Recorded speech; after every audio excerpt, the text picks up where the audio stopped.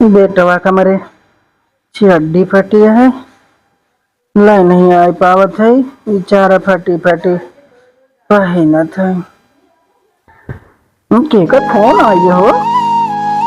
ओ छुटकी बहन का मेरे फोन होता है, आई जरूर रक्षाबंधन के मांगे कुछ न कुछ। हेलो। हाँ, अरे हाँ बिट्टी बोला।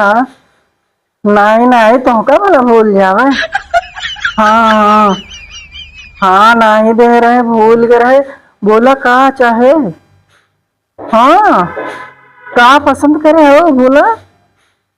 अच्छा, कितने के है? अच्छा, पैसा भेज दे, 50,000 के है। चलो ठीक है, देखा आवाज नम भेज देत है। हाँ ठीक बा, ठीक है।